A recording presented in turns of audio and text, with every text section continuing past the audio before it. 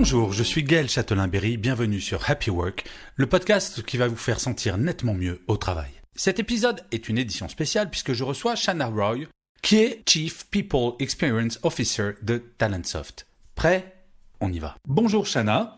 Bonjour Gaël. Merci beaucoup d'avoir accepté cette interview. Donc, pour résumer, vous avez 39 ans, vous avez une maîtrise et un master en ressources humaines obtenus à l'université d'Aix-en-Provence et vous avez obtenu un bachelor en psychoéducation à l'université de Sherbrooke, l'une des universités les plus prestigieuses du Canada. Après avoir commencé votre carrière en tant que psychoéducatrice au Canada, en France, puis en Angleterre, en 2007, vous commencez votre carrière dans les ressources humaines chez Honnête. Puis vous passez 10 ans dans le groupe Danone à différents postes comme manager en ressources humaines chez Evian, talent manager au siège du groupe ou directrice globale talent and learning process et innovation, le titre est assez long, au siège monde du groupe. Mais je vous interviewe surtout car depuis octobre 2019, vous êtes Chief People Experience Officer de Talentsoft, entreprise française, leader européen de la gestion du capital humain et de la formation. Vous êtes en charge des ressources humaines de plus de 700 collaborateurs. Alors, quelque chose me titillait en préparant cette interview, c'est votre titre. Alors, il est très long, mais surtout, il y a le mot experience, expérience, en bon français, dedans au lieu d'avoir le classique DRH. Alors, pourquoi ce titre ? Très bonne question. Pourquoi ce titre? Ce titre, puisque l'idée derrière tout ça, c'est d'avoir une expérience du collaborateur avec une approche beaucoup plus systémique. Bien sûr, les gens rejoignent Talentsoft pour vivre une expérience, travailler, mais ce qu'on souhaite faire, c'est avoir clairement un parcours qui leur permette d'expérimenter des choses tout au long de leur carrière au sein de Talentsoft. Et pour nous, et c'est un petit peu ce qu'on vend aussi dans nos produits, c'est plus qu'un travail, ou en tout cas, c'est l'ambition qu'on a derrière.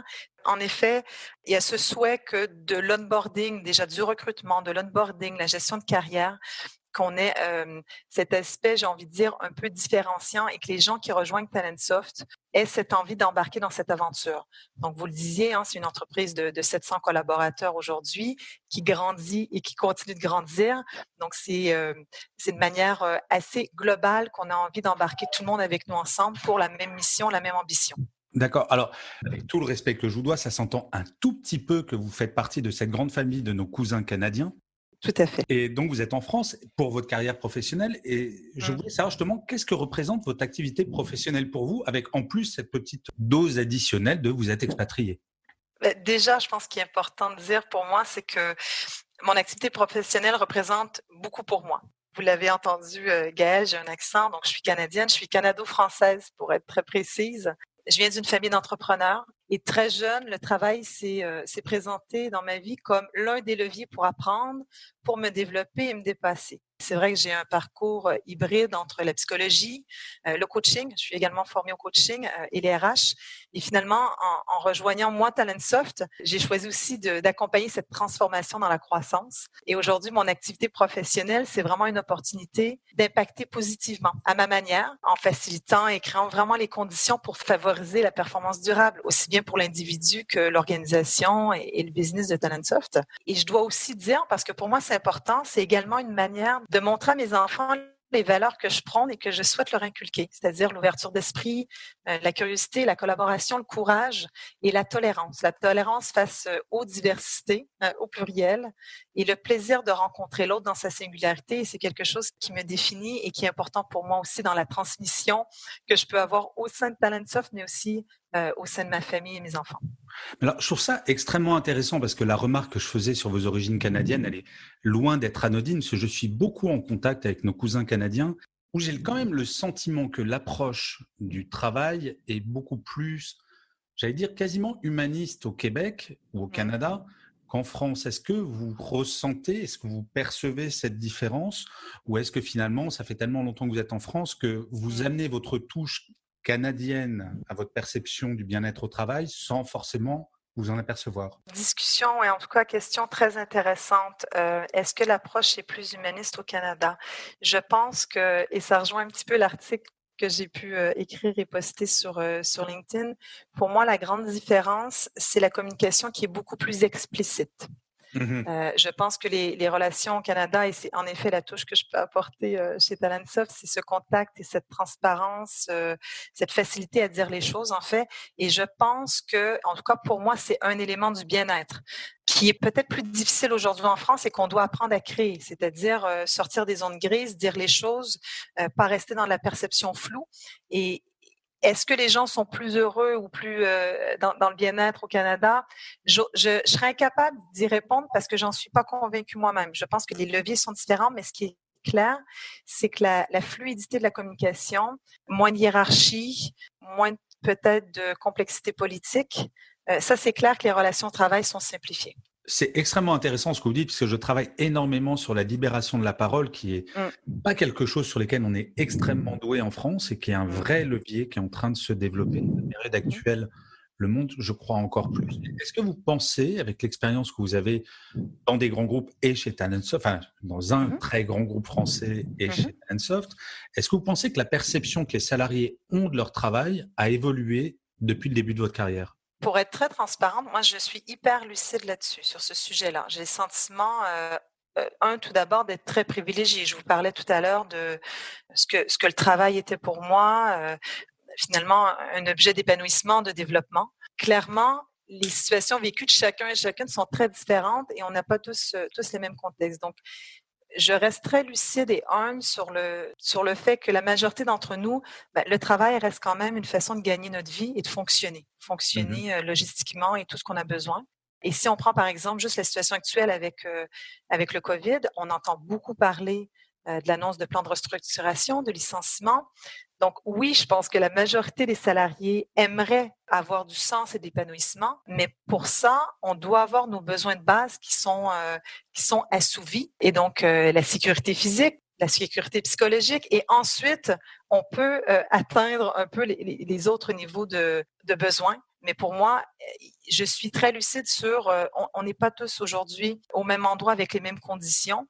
Donc oui, je pense qu'il y a une vraie volonté des gens d'avoir du sens, et en même temps, la réalité très réelle et pragmatique nous ramène aussi face à des éléments plus matériels.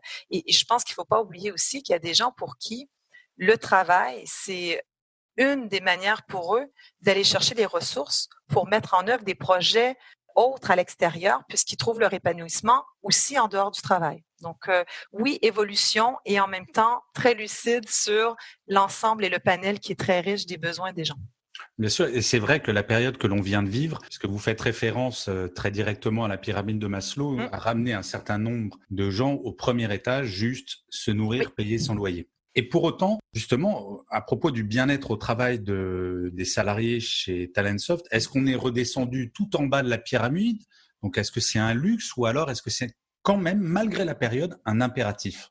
Déjà, pour moi, quand j'entends cette question, ce qui me vient aussi, c'est peut-être de clarifier aussi, parce que parfois on entend beaucoup le terme que vous n'utilisez pas vous, mais pour moi qui est important de revenir, qui est le bonheur. Et moi là-dessus, en tout cas, je suis hyper claire. Le travail, pour moi, n'a pas objectif de rendre heureux. Tant mieux si ça apporte le bonheur, mais en tout cas, moi personnellement, j'ai pas le pouvoir d'amener tous ces ingrédients-là. C'est beaucoup plus complexe comme recette. Donc déjà, j'aime la question qui est tournée plutôt vers le bien-être. Et ensuite, est-ce un luxe ou un impératif? Pour moi, c'est un impératif dans le sens où on doit créer les conditions du bien-être. Et l'entreprise a tout intérêt à le faire, puisque si les conditions environnantes aux salariés lui permettent de faire le travail dans des bonnes conditions, donner le meilleur de soi, l'entreprise y trouvera aussi son compte. Donc, je suis là aussi assez lucide et équilibrée sur c'est pas le bien-être pour le bien-être, c'est pas juste pour pouvoir afficher nos salariés sont bien et on est fort. On est dans un monde quand même capitaliste avec des entreprises qui ont des objectifs financiers, et moi je les ai bien en tête, il faut pas les oublier. Par contre, il y a un intérêt pour moi mutuel entre le bien-être de l'individu qui va faire son travail et qui va apporter une certaine compétence, un certain travail à l'entreprise qui en a besoin. Donc pour moi, déjà, c'est un impératif et c'est une valeur qui peut être apportée pour les deux parties. Et pour moi, chez Talentsoft, pour revenir à votre question liée à Talentsoft, pour moi, il y a aussi dans ce bien-être des choses très simples, je peux dire. C'est finalement la culture, l'ambiance de travail, avant même de mettre un tas de mécanismes autour pour dire on a fait ça et on peut cocher un petit peu toutes les cases. La proximité des uns et des autres, la proximité managériale. Chez Talentsoft, par exemple, on prône beaucoup la discussion continue, la conversation continue pour favoriser vraiment le dialogue entre les collaborateurs et les managers, pour s'assurer que ces échanges-là sont bien sur l'ensemble, oui, sur la tâche, le travail à faire, mais aussi sur comment vas-tu? Est-ce qu'il y a des bloqueurs? Est-ce que je peux t'aider? Qu'est-ce que je peux faire pour toi? Donc, il y a un ensemble d'éléments, mais pour moi, ce n'est pas un luxe, c'est un impératif. Merci de préciser ça et je crois que le fait que vous soyez canadienne est vraiment très très clair dans ce que vous dites, dans le sens où en France, bien souvent, on a un peu tendance à dire « Oh là là, mais c'est limite choquant de dire si on pense au bien-être, c'est pour être rentable. » Mais in fine, vous avez totalement raison, c'est un intérêt réciproque et si tout le monde a y gagné, tant mieux. Et c'est vraiment tout l'objectif des stratégies de bien-être au travail et pas de bonheur. Parce que comme je le dis souvent, le bonheur est une quête éternelle, le bien-être, c'est un état bien réel. On pourrait faire un débat philosophique pendant des heures sur ce sujet. Et très concrètement, pour revenir sur Talentsoft, si vous aviez un exemple dont vous êtes particulièrement fier autour du bien-être au travail chez Talentsoft, qu'est-ce qu'il y a de spécifique ou quelque chose dont vous êtes fier? Pas forcément quelque chose de grand, mais quelque chose où vous dites ça, c'est Talentsoft. Ce qui me vient très rapidement à l'esprit, c'est un ensemble d'éléments, mais ce dont je suis fière, c'est la rapidité à laquelle Talentsoft a pu démontrer aussi au travers de la crise COVID-19 l'écoute des besoins des salariés et la réactivité. Pour moi, et c'est toujours un peu un risque, on peut dégainer un peu des solutions qu'on pense par nous-mêmes, mais qui ne répondent pas aux besoins. Donc, pour moi, ce dont je suis fière, c'est cette capacité aujourd'hui chez Talentsoft à comprendre le besoin des collaborateurs. Par exemple, si je prends un exemple très concret, pendant le confinement, on a lancé une concertation à échelle, à grandeur de l'entreprise, en fait, sur la culture, le besoin des gens, ce qu'ils voulaient voir, ce qu'ils ne voulaient pas voir. Et de cette écoute-là et de ces échanges-là, des solutions ou des mécanismes ont pu être mis en route, mais vraiment associés à cette écoute du besoin et ne pas projeter éventuellement notre besoin sur l'autre, mais vraiment réfléchir à quel est le besoin des salariés. Un autre exemple, on avait une charte du télétravail, comme bien des entreprises, qui promouvait le télétravail entre 1 et 2 jours par semaine. J'avais bien évidemment l'idée d'étendre un peu cette charte, mais la situation m'a juste donné le meilleur contexte pour le faire. Donc, on est en train d'élargir et de flexibiliser. On a pu mettre une conciergerie parentale en place pour aider les parents qui avaient des beaux challenges à relever dans tout ça, du support psychologique. Donc, ce dont je suis fière, c'est la rapidité, déjà l'écoute du besoin et la rapidité et l'agilité à mettre en œuvre des solutions qui peuvent répondre aux besoins réels des salariés. Et je dois être honnête, cette agilité et rapidité, je l'ai beaucoup moins vécue par le passé dans mon parcours. Alors, ce qui tient peut-être aussi à la taille de l'entreprise. Tout à fait. J'imagine changer les choses au siège mondial de Danone par rapport à Talentsoft, Ouais. très belle entreprise, mais qui Oui, fait 700 personnes. Ça doit être quand même plus simple et beaucoup plus agile. tout à fait. Je ne vous ai pas prévenu dès le début, Chana, j'en suis désolé, mais il y a C'est toujours pas grave. une ou deux petites questions subsidiaires qui me viennent quand on parle. Vous parliez du Covid. Est-ce qu'il en restera, imaginons, on va se mettre à rêver 2 secondes. En décembre, on trouve enfin un traitement sur le Covid, pas un vaccin, un traitement. Donc la pression et l'inquiétude autour de cette maladie baissent. Qu'est-ce qui restera de cette période chez Talentsoft, selon vous?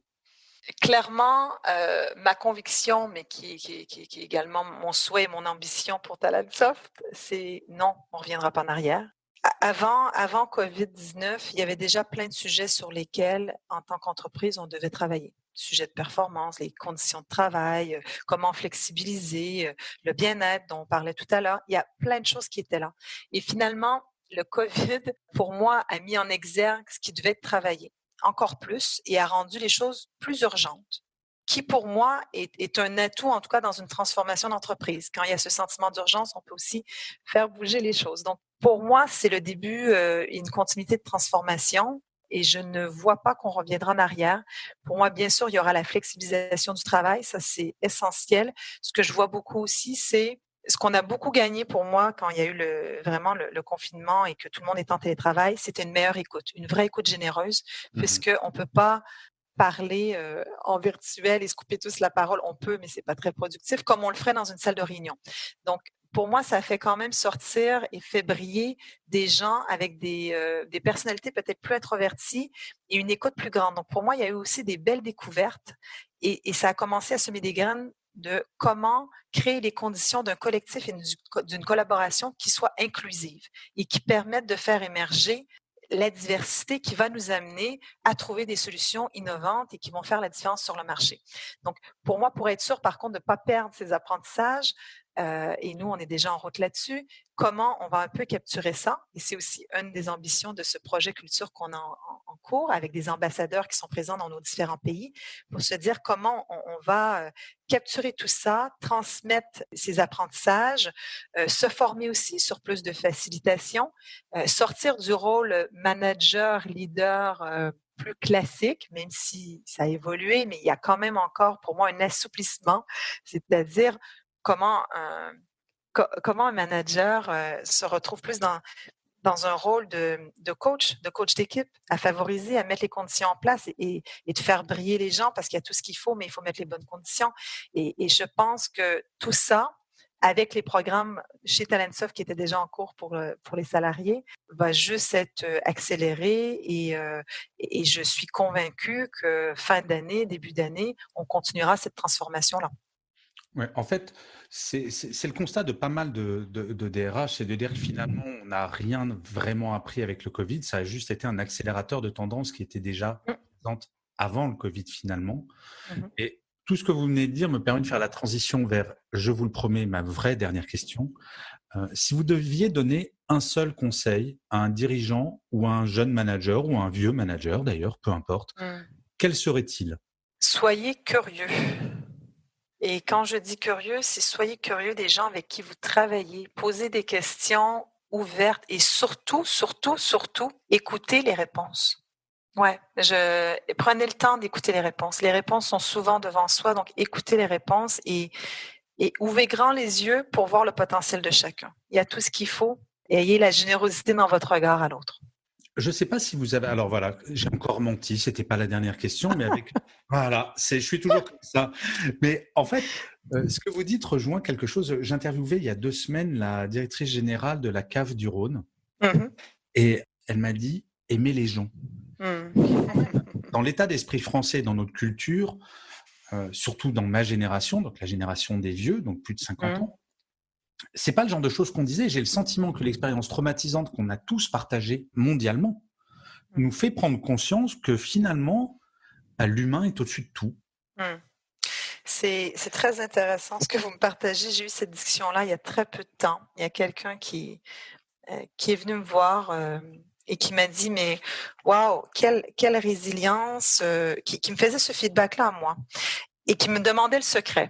Et c'est exactement, ça a été ma réponse. Il faut aimer les gens et j'aime les gens.